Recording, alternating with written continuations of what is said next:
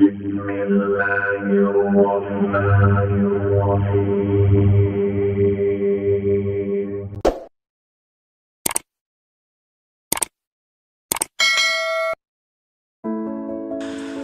lanjutkan kajian kita, masih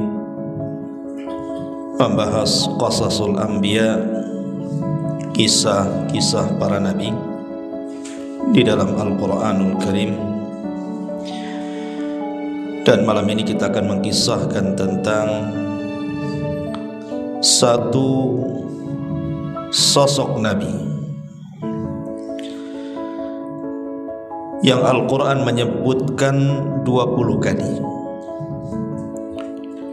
tapi kisahnya tidak terlalu rinci. Padahal Al-Quran menyebut namanya sampai lebih banyak daripada Nabi Yunus, Nabi Ishaq, Nabi Ya'qub, dan nabi-nabi yang lainnya. Tapi kita coba akan merunut kisah ini dan kita ambil ibrah pelajaran dari kisah Nabi ini, Nabi Allah Harun alaihi salatu wassalam. Sering saya ulang-ulang kepada antum bahwa kisah di dalam Al-Quran itu bukan hanya sekedar dongengan belaka, tidak. Karena Quran itu bukan kitab kisah, Quran itu kitab hidayah. Artinya setiap kisah yang Allah subhanahu wa ta'ala cantumkan dalam Al-Quran itu pasti ada pelajaran di dalamnya. Makanya Allah subhanahu wa ta'ala katakan faqsusil qasasa la'allahum yatafakkarun. Maka ceritakanlah kepada mereka kisah-kisah itu agar mereka mau berfikir. Dan Allah subhanahu wa ta'ala katakan laqad kana fi qasasihim ibrah liulil albab ma kana hadithan yuftara. Sesungguhnya pada kisah-kisah mereka terdapat pelajaran bagi orang-orang yang mempunyai akal. Al-Quran itu bukanlah cerita yang dibuat-buat. Artinya bahwa kisah-kisah para nabi adalah kisah terbaik dalam Al-Quran. Nanti akan banyak pelajaran dan juga ibrah yang kita akan bisa petik, karena kisah-kisah itu diceritakan kepada Rasul dan Rasul mengkisahkan kepada kita. Salah satunya adalah untuk menenangkan hati Nabi.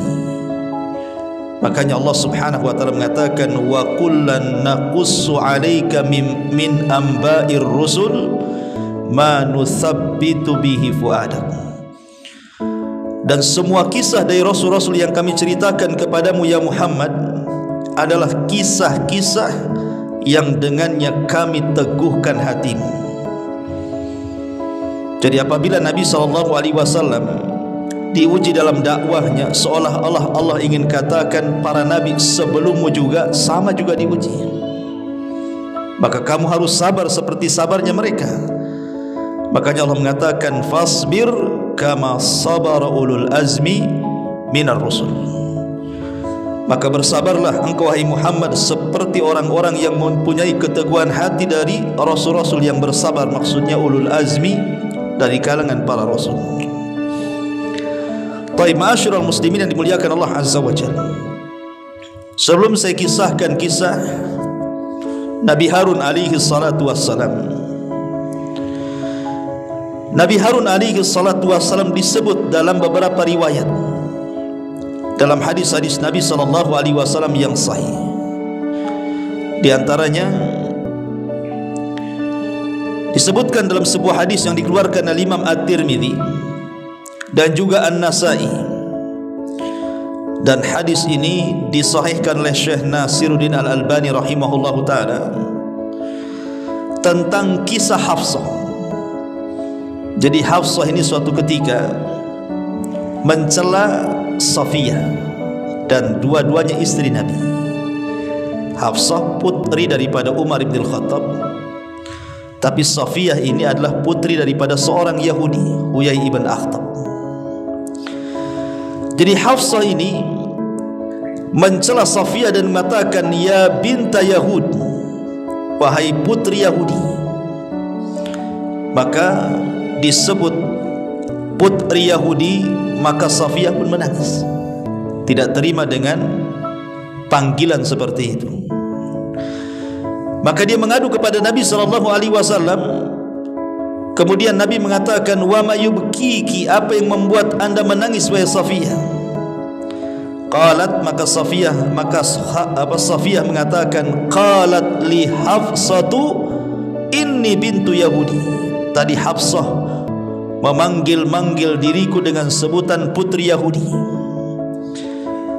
Memang dia putri Yahudi, memang ayahnya kan Huyai ibn Akhtab, tapi jangan kemudian disebut-sebut seperti itu maksudnya.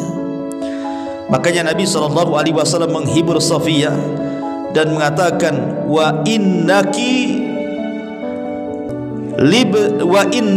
la bintu nabiyyin wa inna ammaki la nabiyyun wa innaki tahta nabiyyun fa fima tafkharu alayki.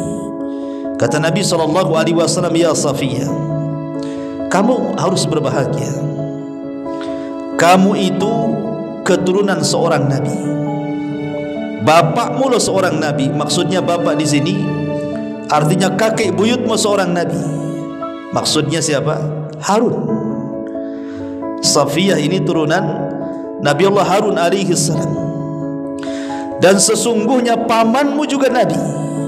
Siapa yang dimaksud paman di sini? Nabi Musa. Karena Harun dengan Musa ini kan bersaudara. Bapakmu seorang nabi, pamanmu seorang nabi, dan engkau berada di bawah seorang nabi. Maksudnya aku. Lalu apalagi kebanggaan daripada itu wahai Safiyah? Maka kemudian Nabi SAW melirik Hafsah dan mengatakan, ya Hafsah, ittaqillah, bertakwalah kau kepada Allah, jangan mencela orang lain. Dari sini Nabi SAW juga menikahi salah satu wanita turunan Nabi Harun, Safiyah bintu Huyai ibn Akhtab Ummul Mukminin radhiyallahu anha. Ini juga Nabi Harun disebutkan dalam hadis ini. Kemudian hadis yang kedua yang dikeluarkan oleh Imam Al-Bukhari dari Anas ibn Malik radhiyallahu an, dari Malik ibn Sa'sa'ah radhiyallahu an. Kisah yang masyhur dalam peristiwa Isra dan Mi'raj. Salah satu nabi yang ditemui Nabi SAW dalam peristiwa Isra Mi'raj di langit kelima itu siapa? Harun. Nabi SAW berjumpa dengan Nabi Harun di langit kelima. Kemudian ketika Nabi SAW diajak Jibril dan Jibril mengetuk pintu langit yang kelima, kemudian penjaga langit mengatakan, man, siapa anda? Kata Jibril, saya Jibril. Waman ma'aka, dan siapa yang bersamamu? Kata Jibril, Muhammad. Awaqad uhiya ilaihi, apakah sudah diperintahkan dia boleh naik? Maka Jibril mengatakan ya. Akhirnya kemudian Jibril dan Rasulullah naik ke langit kelima. Di situ diperjumpakan dengan Harun. Kata Jibril, ucapkan salam kepada Harun. Maka Nabi SAW mengucapkan salam kepada Nabi Allah Harun, dan Harun pun menjawabnya. Kemudian Harun mengatakan, marhaban bi akhin salih wa nabiyyin salih, selamat datang saudaraku yang baik dan seorang nabi yang baik. Dari sini Nabi SAW pernah berjumpa dengan Nabi Harun. Ini hadis kedua. Hadis ketiga,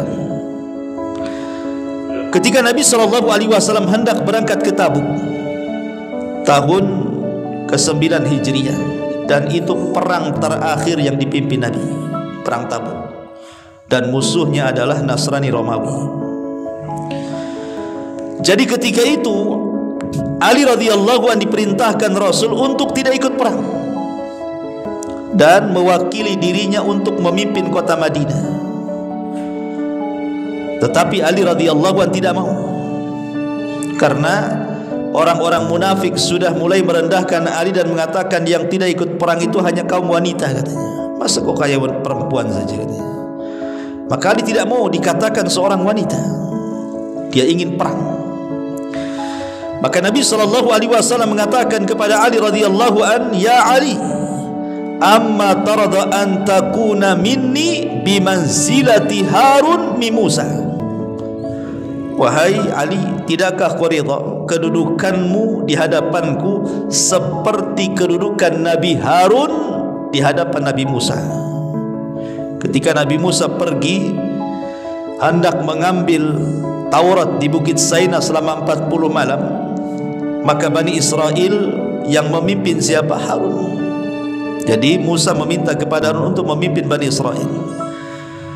Lah sama Nabi SAW hendak berangkat ke Tabuk, Rasul meminta Ali untuk menggantikan dia di kota Madinah. Makanya Rasul mengatakan, "Maukah engkau wahai Ali kedudukanmu di hadapanku seperti kedudukan Harun di hadapan Musa?" Dari 3 riwayat ini menunjukkan bahwa Harun disebut di 3 riwayat hadis sahih ini. Ma'asyiral muslimin yang dimuliakan Allah Azza wa Jalla, lalu bagaimana kisah Nabi Harun ini? Tadi saya sebutkan bahwa Al-Quran menyebut kisah Nabi Harun itu di 20 kali, tersebar di beberapa surat di dalam Al-Quranul Karim. Di antaranya disebut dalam surah Toha yang paling banyak, kemudian surah Al-Mu'minun, kemudian surah Al-Furqan, kemudian surah Asy-Syu'ara, kemudian surah Al-Qisas, kemudian surah An-Nisa, kemudian surah juga Al-A'raf, Al-Anbiya, Asy-Syu'ara dan juga As-Saffat. Di surat-surat inilah dikisahkan tentang Harun. Adapun nasabnya, nasab Nabi Allah Harun alaihi salatu wassalam, Harun ibnu Imran ibni Qahis ibni Lawi ibni Ya'qub ibni Ishaq ibni Ibrahim alaihi salatu wassalam.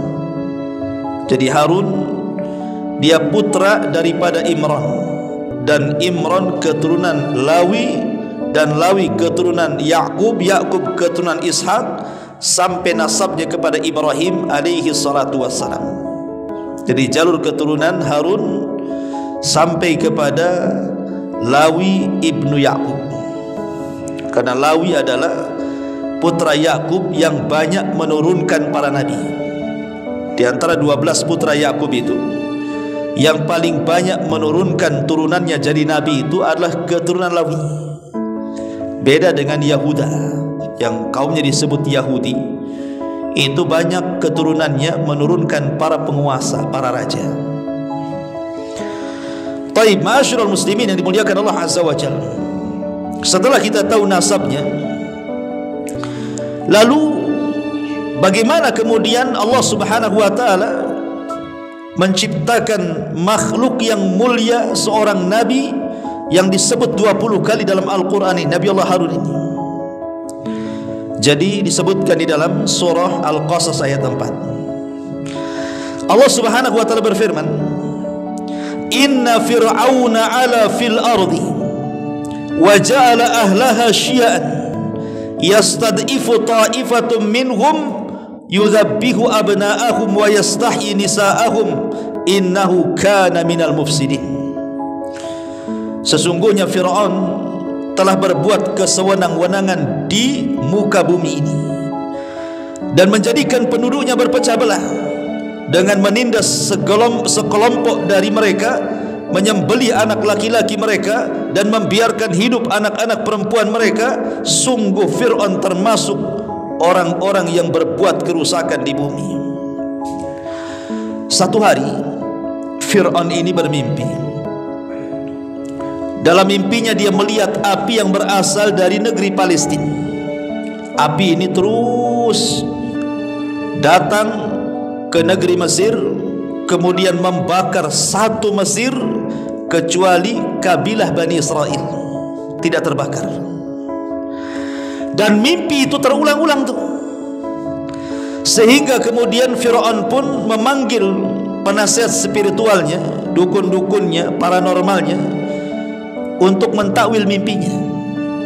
Akhirnya sepakat para pentakwil mimpi dari kalangan tukang-tukang sihir, para dukun, bomo dan yang semacamnya, bahwa takwilnya akan muncul seorang anak dari turunan Bani Israel yang akan menumbangkan kekuasaannya. Sejak itulah Fir'aun membuat undang-undang, bantai anak laki-lakinya, biarkan anak perempuannya. Ini satu riwayat, satu versi maksudnya. Versi yang lain, jadi Bani Israel yang berada di Mesir itu, karena Bani Israel itu kan berawal di Mesir, karena yang memboyong Yakub ke Mesir itu kan Nabi Yusuf. Kemudian dari 12 anaknya turun-temurun akhirnya punya perkampungan di Mesir. Itulah perkampungan pertama Bani Israel. Jadi karena Fir'aun di zaman Nabi Musa ini orangnya jahat, beda dengan Fir'aun di zaman Nabi Yusuf. Fir'aunnya di zaman Nabi Yusuf kabilahnya disebut Hekos, sementara Fir'aun di zaman Nabi Musa kabilahnya disebut Kibti. Lah kaum Kibti ini mengalahkan Hekos. Akhirnya kemudian Fir'aun di zaman Nabi Musa ini berkuasa dan sangat sadis sekali. Jadi satu hari terdengar ke telinga Fir'aun ini ucapan Bani Israel yang selalu menyebut-nyebut tentang doa Ibrahim alaihi salatu wassalam. Jadi dahulu Ibrahim di masa hidupnya pernah satu hari singgah di Mesir bersama istrinya Sarah. Kemudian dilecehkan Sarah oleh Fir'aun Mesir di zaman itu, sampai hendak diambil kehormatannya. Tapi dengan perlindungan Allah, Sarah pun selamat, dijaga kehormatannya. Lah Ibrahim ini marah, akhirnya mendoakan kepada Allah Subhanahu wa ta'ala agar kelak dari keturunannya akan ada yang bisa menghancurkan kekuasaan Fir'aun. Jadi doanya Nabi Ibrahim itu kemudian ternukil turun-temurun, sampailah kemudian kepada Bani Israel di zaman Fir'aunnya Nabi Musa. Jadi ketika Fir'aun ini mendengar bahwa dulu nenek moyang mereka Ibrahim mengatakan bahwa nanti akan ada keturunan yang akan menumbangkan kekuasaan Mesir, disinilah Fir'aun kemudian mengumpulkan para pejabatnya bahwa sekarang Bani Israel selalu menyebut-nyebut doanya Ibrahim kakek buyut mereka, bahwa akan ada orang yang lain menumbangkan Mesir. Bagaimana ini?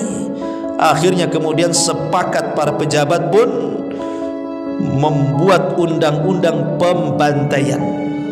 Terjadilah pembantaian anak laki-laki dan membiarkan anak perempuan hidup-hidup. Ma'asyiral muslimin yang dimuliakan Allah Azza wa Jalla, masalahnya bagaimanapun kerajaan Mesir di zaman Fir'aun di zaman itu sangat berhajat kepada Bani Israel. Karena Bani Israel itu Allah berikan kecerdasan sehingga mereka bisa bekerja untuk kerajaan Mesir, yang membangun jalan, membangun jembatan, membangun istana, menjadi pembantu rumah tangga dan begitu seterusnya. Kan diperbudak tuh. Kalau seandainya anak laki-lakinya dibantai semuanya kemudian mati, kemudian orang tuanya sudah tua kemudian mati, lama-lama habis Bani Israel ini. Lalu siapa yang akan berkhidmat kepada kami, katanya. Jadi para pejabat ini terpikir nih, kalau ras Bani Israel habis, siapa yang akan bekerja kepada kami, katanya. Dari situ kemudian Fir'aun pun merubah undang-undang yang tadinya pembantaian terus setiap tahun, dirubah undang-undangnya dengan cara 1 tahun melakukan pembantaian, 1 tahun melakukan pembiaran. Lah di tahun ketika tidak ada pembantaian, tahun pembiaran, disitulah lahir Nabiullah Harun alaihi salam. Kemudian selang 1 tahun setelahnya, ada yang mengatakan 3 tahun setelahnya, ketika tahun pembantaian, lahirlah Nabi Musa alaihi salatu wassalam. Jadi jarak Musa ke Harun ada yang mengatakan 1 tahun, ada yang mengatakan 3 tahun. Jadi Harun itu abangnya, Musa itu adiknya. Inilah kisah kelahiran Nabi Allah Harun alaihi salatu wassalam. Ma'asyiral muslimin yang dimuliakan Allah Azza wa Jalla, adapun kehidupan Harun tidak banyak dikisahkan, karena di dalam Al-Quranul Karim apabila kita bercerita tentang Nabi Harun tidak lepas daripada kisah Nabi Musa masalahnya. Dan kebanyakan kisah dalam Al-Quran atau hadis-hadis Rasul itu banyak menceritakan Musa, tapi tidak banyak menceritakan Harun. Sehingga kita tidak tahu bagaimana besarnya Nabi Harun. Karena perjumpaan Harun dengan Musa pun itu sangat lama, di mana Harun berada di kampung Bani Israel, sementara Musa berada di istana Fir'aun. Dan Musa berada di istana Fir'aun itu sampai 20 tahun lamanya, tidak berjumpa dengan Harun. Selepas itu kemudian terjadi pembunuhan. Musa membunuh tanpa sengaja seorang anak muda dari kaum Kibti yang bermasalah dengan pemuda Bani Israel. Akhirnya kemudian Musa kabur dari Mesir ke mana? Ke Madian. 10 tahun lagi di Madian. Jadi tidak pernah berjumpa dengan Harun. Jadi sudah besar itulah baru berjumpa.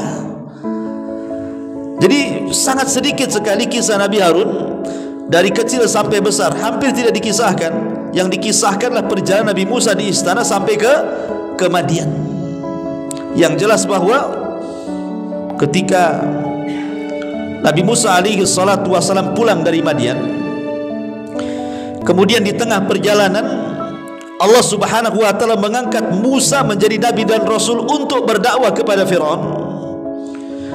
Maka dari sini Allah subhanahu wa ta'ala memerintahkan Musa untuk mendakwahkan tauhid. Masalahnya Musa ini kan pertama tinggal di istana, dia tidak bergaul. Lain dengan Harun kan bergaul gitu ya, karena memang hidup di tengah-tengah kabilah. Kalau ini kan hidup di istana, ya pergaulannya dengan istana. Kemudian pergi ke Madian, ke negeri Arab, sehingga bahasa yang biasa diucapkan oleh orang-orang Mesir itu agak susah. Musa itu tidak punya kefasihan di situ. Samalah saya ini orang Sunda, karena lama di Batam, kalau pulang tuh gagap mau ngomong Sunda tuh. Ya, harus dikarantina dulu 3 bulan baru lancar ya. Kalau langsung datang ya bahasa Indonesia yang keluarnya lah. Jadi akhirnya kemudian Nabi Musa alaihi salatu wassalam kurang pede itu berdakwah sama Fir'aun itu, karena tidak punya kefasihan bahasa. Dari situlah kemudian ketika dia berjumpa dengan Harun, dia melihat sisi kelebihan Harun, abangnya ini. Dia kalau ngomong fasih, orator, retorikanya bagus begitu kan. Kemudian orangnya lembut. Makanya akhirnya kemudian Musa pun meminta kepada Allah subhanahu wa ta'ala untuk menjadikan Harun itu sebagai teman dia berdakwah menuju Fir'aun.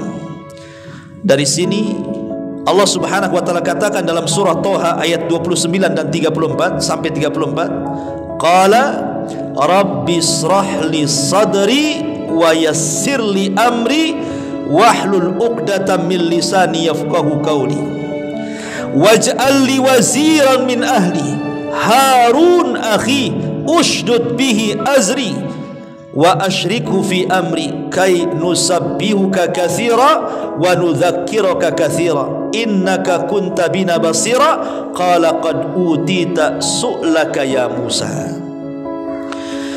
Musa pun mengatakan sebagaimana Allah firmankan dalam Al-Quran, ya Allah lapangkanlah dadaku, mudahkanlah urusanku, lepaskanlah kekakuan lidahku, supaya mereka bisa mengerti perkataanku, dan jadikanlah untukku seorang pembantu dari keluargaku, yaitu Harun saudaraku.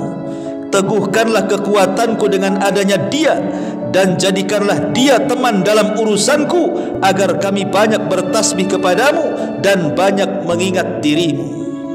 Jadi Nabi Musa berdoa kepada Allah agar Harun dijadikan teman dia dalam berdakwah. Akhirnya kemudian Musa pun meminta agar Harun dijadikan seorang nabi. Maka Allah subhanahu wa ta'ala kabulkan permintaan Musa. Allah pun angkat Harun menjadi nabi.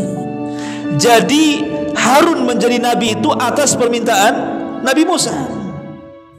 Makanya kemudian Allah katakan wa wahabna lahu min rahmatina akhahu Haruna nabiyya dalam surah Maryam ayat 53, dan kami telah menganugerahkan kepadanya sebagian rahmat kami, yaitu saudaranya Harun, telah menjadi seorang nabi. Dan juga Allah Subhanahu wa taala sebutkan Harun ini dari rentetan para nabi. Sebagaimana Allah mengatakan dalam surah An-Nisa ayat 163, "Inna auhayna ilaika kama auhayna ila Nuhin wan nabiyina min ba'di wa auhayna ila Ibrahim wa Ismail wa Ishaq wa Yaqub wal asbat wa Isa wa Ayyub wa Yunus wa Harun wa Sulaiman wa atayna Dawuda zabura." Dan sesungguhnya kami telah memberikan wahyu kepadamu sebagaimana kami telah memberikan wahyu kepada Nuh dan nabi-nabi yang kemudiannya, dan kami telah memberikan wahyu pula kepada Ibrahim, Ismail, Ishak, Yaqub dan anak-anak cucunya Isa, Ayyub, Yunus, Harun dan Sulaiman, dan kami berikan Zabur kepada Dawud. Surah An-Nisa 163. Dari sini kita tahu Harun resmi diangkat menjadi nabi untuk menemani Musa dan atas permintaan Musa kepada Allah Subhanahu wa taala. Ma'asyiral muslimin yang dimuliakan Allah Subhanahu wa taala, ketika betul-betul Harun alaihi salatu wassalam dibawa oleh Musa ke istana Firaun, kemudian keduanya berdakwah dengan kegigihan keduanya, tetapi Firaun ini memang Allah ciptakan, Allah takdirkan menolak dakwanya Nabi Musa. Dia sombong, melampaui batas dan menolak kebenaran. Tetapi di sini ada faedah yang bagus sekali yang dikemukakan oleh Syekhul Islam Ibn Taimiyah rahimahullahu taala. Karena antara Musa dan Harun ini syakhsiyah yang berbeda. Jadi punya tipe karakter yang berbeda. Musa ini keras orangnya. Musa ini sangat keras orangnya. Harun pula sangat lembut pula orangnya. Kata Syekhul Islam Ibn Taimiyah rahimahullahu taala, "Kana Amr ibn al-As ahadul Umar wa Abu Ubaidah ibn al-Jarrah aidan." Amr ibn As itu salah seorang pemimpin. Begitu juga Abu Ubaidah ibn al-Jarrah juga salah seorang yang layak menjadi pemimpin. Tetapi wa qaddama Abu Bakrin alaihim Khalid ibn al-Walid li syaja'atihi wa manfa'atihi fil jihad. Tapi Abu Bakar Siddiq radhiyallahu an tidak memilih Amr ibn As, tidak memilih Abu Ubaidah ibn al-Jarrah, malah memilih Khalid ibn Walid menjadi pemimpin dalam perang. Kenapa? Karena Abu Bakar lembut orangnya, Abu Ubaidah juga lembut orangnya, kemudian Amr bin As lembut orangnya, Khalid pula keras.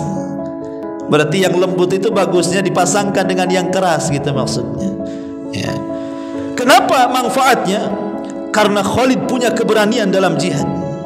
Tetapi kata Ibn Taimiyah, falamma tuwfiya Abu Bakrin, ketika Abu Bakar meninggal, walla Umar bin al-Khattab Abu Ubaidah amiran alal jami', maka Umar kemudian melengsarkan Khalid dan menggantikan dengan Abu Ubaidah ibn al-Jarrah. Kenapa? Karena Umar itu keras orangnya, Abu Ubaidah lembut pula orangnya. Dibalik kan? Abu Bakar lembut, Khalid keras. Umar keras, Abu Ubaidah lembut. Harusnya seperti itu. Pamannya suami istri nih, suaminya keras, istrinya lembut sedikit kan gitu. Istrinya pula keras, suaminya agak lembut. Ini kalau keras ketemu keras jadi batu rumah tangganya, ikhwan. Ya.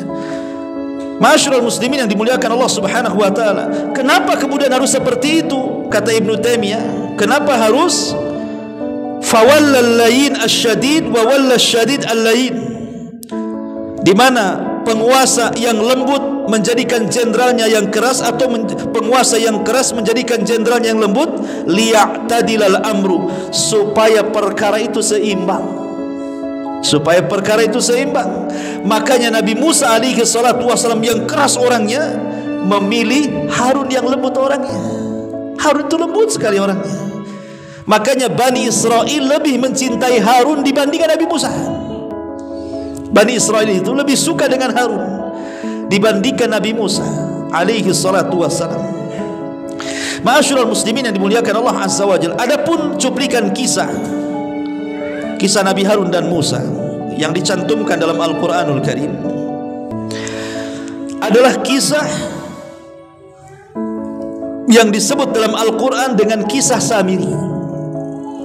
Disebutkan di beberapa ayat, salah satunya surah Al-A'raf ayat 150 sampai 151. Allah mengatakan, walamma raja'a Musa ila qaumihi ghadbanan asifan qala bi'sa ma khalaftumuni min ba'di a'ajiltum amra rabbikum wa alqal alwaha wa akhadha bi ra'si akhihi yajurruhu ilayhi qala ibna ummi innal qauma istad'afuni wa kadu yaqtulunani fala tushmit biyal ada wa la taj'alni ma'al qaumi zalimin qala rabbighfirli wa li akhi wa adkhilna fi rahmatika wa anta arhamur rahimin. Dan tatkala Musa telah kembali kepada kaumnya dengan marah dan sedih hati, berkatalah dia, alangkah buruknya perbuatan yang kalian kerjakan sesudah kepergianku, kata Musa. Apakah kamu hendak mendahului janji Tuhanmu? Dan Musa pun melemparkan papan Taurat itu, langsung memegang rambut kepala Harun sambil menarik ke arahnya. Harun pun berkata, wahai anak ibuku, karena saudaranya, sesungguhnya kaum ini telah menganggapku lemah dan hampir-hampir mereka membunuhku. Sebab itulah jangan kamu menjadikan musuh-musuh gembira melihatku, dan janganlah kamu masukkan aku ke dalam golongan orang-orang zalim. Jangan salahkan aku, wahai Musa, aku tidak sekuat kamu. Bani Israel mengancam aku, ketidakadaan dirimu itu mengancam diriku. Maka setelah kemudian Nabi Musa tahu alasannya, dijelaskan oleh Harun kenapa Nabi Harun bersikap seperti itu kepada Bani Israel ketika kepergian dia mengambil Taurat, sehingga sebagian mereka menyembah patung anak sapi yang dibentuk Samiri. Maka Musa pun berdoa kepada Allah Azza wa Jal, Rabbighfirli wa li akhi wa adkhilna fi rahmatika wa anta arhamur rahimin. Ya Tuhanku, ampunilah aku dan saudaraku Harun, dan masukkanlah kami ke dalam rahmatmu, dan engkau adalah maha penyayang di antara para penyayang. Adapun kisah yang lebih lengkap disebutkan di dalam surah Toha ayat 83 sampai 97. Kita baca. Allah Subhanahu wa taala mengatakan di sini, wa ma'ajalaka an qaumika ya Musa. Dan mengapa engkau datang lebih cepat daripada kaum, wahai Musa? Qala, maka Musa berkata, hum ulai ala azari wa ajiltu ilaika rabbi litarda. Mereka sedang menyusulku ya Rabb, dan aku bersegera kepadamu agar engkau redha kepadaku. Qala, maka Allah Subhanahu wa taala berfirman, fa inna qad fattanna qaumaka min ba'dika wa adhallahumus samiri. Sungguh kami telah menguji kaum, wahai Musa, setelah engkau tinggalkan mereka, dan mereka telah disesatkan oleh orang yang namanya Samiri. Kisahnya seperti ini. Jadi ketika Musa alaihi salatu wasalam mengatakan berada di Ardutih, di bumi linglung, ketika mereka tidak bisa keluar dari padang pasir itu selama 40 tahun. Jadi Nabi Musa alaihi salatu wasallam dipanggil oleh Allah Azza wa Jalla ke Bukit Saina untuk mendapatkan mandat Taurat sebagai undang-undang Bani Israel. Dan Allah menjanjikan 40 malam. Sebagaimana Allah katakan, wa wa'adna Musa 30 lailatan thumma atmamnahu bi ashrin wa tamma miqatu rabbiha 40 lailatan. Kami janjikan Musa 30 hari, kemudian disempurnakan 10, maka genap menjadi 40 malam. Jadi berangkat Nabi Musa ke Bukit Saina. Kemudian Nabi Musa berpuasa selama 30 hari. Ada yang mengatakan Nabi Musa berpuasa di bulan Dzulqa'dah. Nah, sekarang kita berada di bulan Qa'dah selama 30 hari. Kemudian ketika dia hendak membatalkan puasanya, maka Allah katakan, jangan kau batalkan, tambah lagi 10 hari. Maksudnya 10 awal bulan Dzulhijjah. Kemudian setelah itu Allah turunkan Taurat kepada Musa. Lah ketika Nabi Musa alaihi salatu wasallam berada di Bukit Saina menunggu mandat Taurat, di sisi lain Bani Israel yang sudah diserahkan kepada Harun, rupanya ada orang munafik di tengah-tengah mereka, namanya Samiri. Samiri ini namanya Musa As-Samiri, sama-sama Musa namanya, Musa Samiri. Musa Samiri ini ketika menyeberang lautan dan Fir'aun ditenggelamkan, dia kan di belakang Nabi Musa. Jadi di samping Nabi Musa itu ada kuda putih dengan penunggang putih. Maksudnya malaikat Jibril yang menjelma manusia. Di zaman Rasul pun Jibril terkadang datang dalam bentuk manusia kan gitu, bertanya soal agama, bertanya soal Islam, iman, ihsan. Maka Jibril ini datang kepada Nabi Musa dalam bentuk manusia, kemudian bersama Nabi Musa menyeberangi lautan itu. Jadi Samiri ini heran, gak pernah ada orang Bani Israel kayak dia tuh. Sehingga Samiri mengatakan jangan-jangan ini malaikat. Karena Nabi Musa selalu melakukan apa yang diperintahkan orang yang menunggang kuda putih itu. Akhirnya dia pun memandang kuda itu, kemudian setiap hentakan kakinya tuh kan menginjak tanah, diperhatikan. Jadi kaki kuda Jibril itu kalau menginjak tanah, nanti tiba-tiba tanah gersang jadi hijau, diinjak lagi hijau, diinjak lagi hijau, kayak tumbuh jadinya. Jadi Samiri ini heran. Akhirnya dikutiplah bekas pijakan kudanya Jibril itu, ya. Kemudian dibawa pergi itu, dia punya tanah bekas pijakan kudanya Jibril. Ketika kemudian Bani Israel betul-betul sudah diseberangkan jauh daripada Mesir, entah berantah sampai di mana mereka. Jadi ketika di Ardutih ini, Bani Israel merasa bersalah karena mereka sudah mengambil emasnya kaum Kibti, kaumnya Fir'aun itu. Jadi sebelum mereka pergi, mereka ada yang meminjam emasnya kaum Kibti, dan mereka belum sempat mengembalikan, keburu pergi. Sementara dalam syariat di zaman itu tidak boleh dimanfaatkan, harus dibuang tuh, karena itu bukan milik dia. Akhirnya kemudian Samiri pun mengatakan, daripada kalian kemudian membuang emas-emas itu, kemarikan emas-emas itu, kita lempar sama-sama katanya. Akhirnya kemudian dikutiplah emas-emas kaum Bani Israel ini oleh Samiri. Rupanya diam-diam emas itu dikumpulkan, kemudian dicetak oleh Samiri dalam bentuk patung anak sapi. Jadilah patung anak sapi.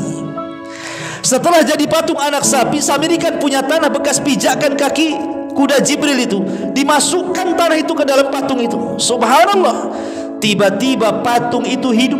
Makanya Allah bahasakan lahu khuar, tiba-tiba bersuara. Tapi tidak hidup seutuhnya, hanya bersuara saja. Lah sementara Bani Israel ini ketika hidup di Mesir, mereka masih terpengaruh dengan agamanya orang Mesir, yang mereka menyembah salah satu dewanya adalah dalam bentuk sapi. Mereka menyembah sapi. Jadi ketika kemudian Samiri ini membentuk patung anak sapi, jadi akhirnya mereka terbayang dengan dewa-dewa mereka di Mesir kan. Lah Samiri mengatakan kepada Bani Israel, hei Bani Israel, lihat Musa pergi ke Bukit Sainah, jauh-jauh cari Tuhannya di sana, padahal Tuhannya ada di sini, dia salah alamat katanya. Inilah Tuhan kalian. Akhirnya kemudian Bani Israel disesatkan oleh Samiri. Sebagian besar mereka menyembah patung anak sapi, padahal ditinggal 40 malam. Bayangkan, bisa berubah tuh dari tauhid menjadi syirik. Tadinya menyembah Allah jadi menyembah patung anak sapi. Dalam tempo sesingkat-singkatnya, hanya 40 malam loh ya, mereka ditinggal, sudah berubah tuh akidahnya. Makanya memang bahaya kalau sebuah tempat itu awalnya ada ustadz, hilang ustadznya, ada futur tuh nanti itu. Nabi Musa 40 hari bisa futur. Tapi nanti di akhir zaman, kata Rasul, umat Islam lebih parah lagi. Apa kata Rasul? Pagi beriman, malam sudah kufur. Malam beriman, pagi pula sudah kufur. Nanti di akhir zaman itu. Ini 40 hari masih lama. Nanti di akhir zaman itu pagi beriman, malam kufur. Hitungan jam saja sudah kufur. Ma'asyiral muslimin yang dimuliakan Allah Azza wa Jalla. Lah akhirnya Allah katakan di sini, fa inna qad fatanna qaumaka min ba'dika wa adhallahumus samiri. Allah berfirman, sungguh kami telah menguji kaummu setelah engkau tinggalkan mereka telah disesatkan oleh Samiri. Faraja'a Musa ila qaumi ghadbanan asifa. Musa pun kembali kepada kaumnya, tahu bahwa kaumnya sudah menyembah patung anak sapi, maka dia marah dan hatinya sedih. Kemudian Musa mengumpulkan Bani Israel dan mengatakan, ya qaumi, alam ya'idukum rabbukum wa'dan hasana afatala alaikumul ahdu am aradtum an yuhilla alaikum ghadabun min rabbikum fa akhlaftum mau'idi. Maka Musa mengatakan, wahai kaumku, bukankah Tuhanmu telah menjanjikan kepadamu satu janji yang baik? Maksudnya dengan memberikan Taurat. Apakah terlalu lama masa perjanjian itu bagi kalian? Hanya 40 malam terlalu lama? Atau sengaja kalian menghendaki agar kemurkaan Tuhan menimpa kalian? Mengapa kamu melanggar perjanjian kalian dengan aku, kata Musa. Kemudian Bani Israel menjawab, qalu ma akhlafna mau'idaka bimalkina walakinna hummilna awzaran min zinatil qaumi faqadafnaha fakadzalika alqasamiri. Mereka berkata, kami tidak melanggar perjanjian wahai Musa dengan kemauan kami sendiri, tetapi kami harus membawa beban berat dari perhiasan-perhiasan kaum Fir'aun itu. Kemudian kami melemparkan ke dalam api, demikian pula Samiri melemparkannya. Fa akhraja lahum ijlan jasadan lahu huwar. Kemudian dari lubang api itu dia Samiri mengeluarkan patung anak sapi yang bertubuh dan bersuara keras untuk mereka. Faqalu hadza ilahukum wa ilahu Musa fanasi. Maka mereka berkata, inilah Tuhanmu dan Tuhan Musa, tetapi Musa telah lupa. Kurang ajar kan mereka, ya. Dari sini ma'asyiral muslimin yang dimuliakan Allah Azza wa Jalla, Musa sedih marah. Sekarang sasaran kemarahan Musa sekarang siapa? Harun. Kan itu. Kenapa? Karena sebelum kepergiannya kan Musa meminta kepada Harun, jaga Bani Israel, aku hanya 40 malam saja nanti balik. Apa yang terjadi? Dipanggil Harun, kemudian ditanya. Harun ditanya oleh Nabi Musa alaihi salatu wassalam. Ma'asyiral muslimin yang dimuliakan Allah Azza wa Jalla, apa kata Nabi Musa? Qala ya Harun, ma mana'aka id ra'aitahum dhallu. Wahai Harun, apa yang menghalangi kamu ketika engkau melihat mereka telah sesat? Ala tattabi'an afa asaita amri, sehingga engkau tidak mengikuti arahanku? Apakah engkau telah sengaja melanggar perintahku, sengaja membiarkan mereka menyembah patung anak sapi? Mana tanggung jawabmu? Subhanallah. Tadi dalam surah Al-A'raf dijelaskan, saking emosinya marah, dijambak kepalanya, dijambak janggutnya, ditarik ke depan. Bayangkan Nabi Musa, ya, dijambak itu kepala Harun. Harun kakaknya, bukan orang lain, abangnya dia. Tapi lihat bagaimana kerasnya Nabi Musa kan, sampai dijambak kepalanya, diambil janggutnya, dibawa ke depan gitu, sambil mengatakan, kenapa kau biarkan Bani Israel tersesat, katanya. Bayangkan dia. Tapi subhanallah, Harun ini tidak memancing emosi Nabi Musa. Dia coba melembutkan, karena dia orang yang lembut. Makanya dia mengatakan, ya ibna la ta'khud bilihyati wala birasi. Wahai putra ibuku, kita ini sama-sama satu kandung. Jangan engkau pegang janggutku, jangan pula kau pegang kepalaku, lepaslah. Masa dipegang kayak gini kan? Lepaskan. Ya. Jangan pegang rambutku, jangan pegang janggutku. Inni khasyitu an taqula farraqtu baini wa baina Bani Israel wa lam tarqub qawli. Aku khawatir engkau akan berkata kepadaku, engkau telah memecah belah Bani Israel dan engkau tidak melihat amanatku. Artinya bahwa Harun tidak bersalah. Maka disebutkan dalam surah Al-A'raf tadi, aku ini lemah tidak sekuat kamu. Mereka mengancam akan membunuhku, bisa apa aku? Ya aku biarkan sajalah. Yang penting mereka tidak berpecah, mereka bersatu menunggu kau datang. Sengaja aku tenangkan mereka, ya. Kalau aku keras, bisa saja mereka membunuhku. Habis aku terbunuh umpamanya, mereka bercerai-berai sementara kau tak ada. maka aku hanya berusaha menenangkan mereka sampai kau datang. Biar kau lihat bagaimana kelakuan Bani Israel, lihat bagaimana kelembutan Harun ya dibandingkan Nabi Musa alaihi salatu wassalam. Kemudian Musa pun mulai mencari-cari beang kerok, ini siapa nih? Setelah kemudian dimaafkan Harun dan didoakan rahmat, maka Musa pun tahu bahwa dalangnya adalah Samiri. Panggil Samiri kemari. Dipanggillah Samiri.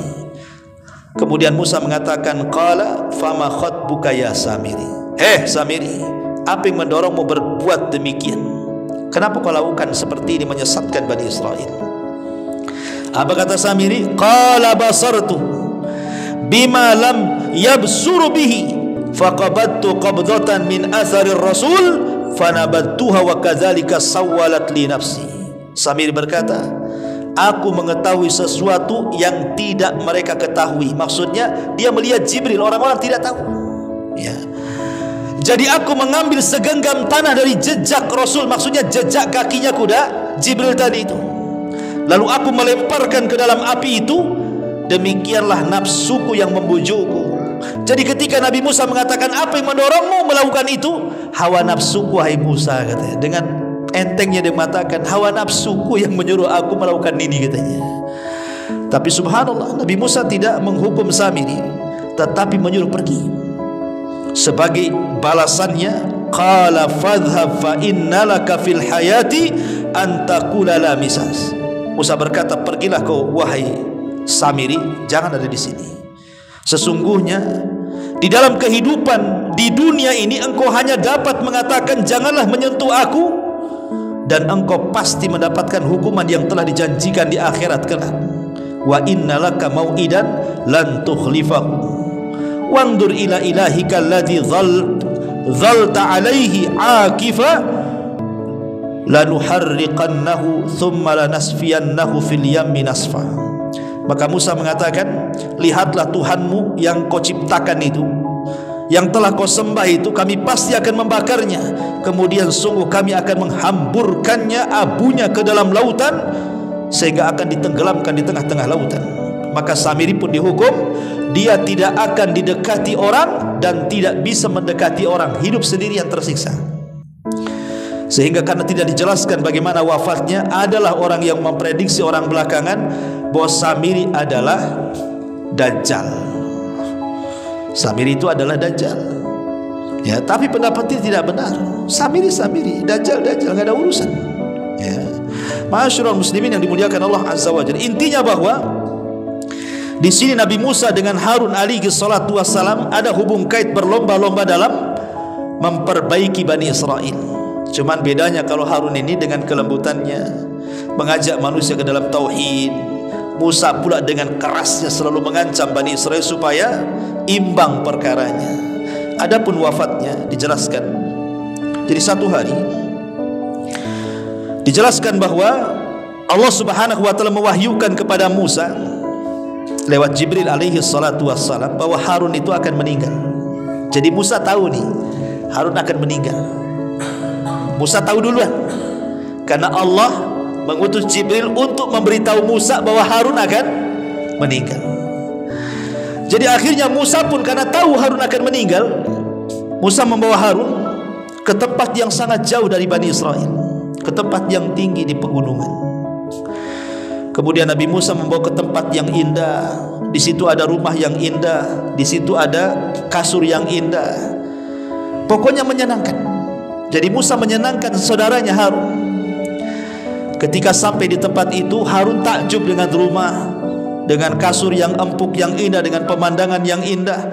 Kemudian tiba-tiba Harun mengatakan kepada Musa, uhibbu an anama ala hadzal sarir. Wahai Musa, izinkan aku, nampaknya aku ingin berbaring di kasur itu, kata. Boleh enggak? Maka Musa mengatakan, nim ali, tidurlah kau di situ. Faqala Harun mengatakan, inni akhafu an ya'tiya sahibul bait fayaghdab minni. Tapi masalahnya ini rumah siapa? Kalau aku tidur di sini tiba-tiba datang pemilik rumah, kemudian dia marah kepada aku, apa yang harus aku katakan? Maka Musa mengatakan, la takhaf, jangan kau takut, tetap aku bersamamu di samping, tidur saja. Akhirnya kemudian Harun pun tidur dan Allah takdirkan malakul maut datang kemudian mencabut rohnya Harun di atas pembaringan, kemudian rumah itu diangkat ke langit, kasur-kasurnya, tempat tidurnya Harun pun diangkat ke langit semuanya. Kemudian Musa pun duduk sendirian. Setelah itu Musa pergi menuju Bani Israel. Bani Israel bertanya, "Aina Harun? Di mana Harun? Tadi berangkat berdua, kok datang sendiri pula? Di mana Harun?" Maka Musa mengatakan, Allah sudah mengambilnya. Marah Bani Israel, menuduh bahwa Musa membunuh Harun. Karena sekali lagi Bani Israel itu lebih cinta kepada Harun dibandingkan Musa, kan itu. Ketika kehilangan Harun, marah Bani Israel. Kok membunuhnya ya, katanya. Kata Musa, aku tidak membunuhnya. Maka khawatir Bani Israel menuduh dia seorang pembunuh. Maka Musa pun berdoa kepada Allah Subhanahu wa taala. Setelah berwudu kemudian salat 2 rakaat, dia menegak tangannya kemudian mengatakan kepada Allah, "Ya Rabb, buktikan bahwa Harun itu sudah meninggal dan aku tidak membunuhnya." Maka Allah turunkan kembali Harun dalam kondisi sudah meninggal di atas kasur itu. Turun dari langit itu. Kemudian disaksikan Bani Israel bahwa Harun betul-betul meninggal. Akhirnya percaya Bani Israel bahwa Musa tidak membunuhnya, tapi Allah menghendaki bahwa Harun memang sudah waktunya dijemput ajalnya. Ma'asyiral muslimin yang dimuliakan Allah Azza wa Jalla, sejarah singkat karena memang untuk mencari maklumat tentang kisah Harun agak sulit karena kisahnya juga terbatas, ya. Jadi hanya bisa mengambil dari tekstual Al-Quran dan beberapa pendapat para ahli tafsir seperti Al-Qurtubi dan yang lainnya. Wallahu a'lam bishawab.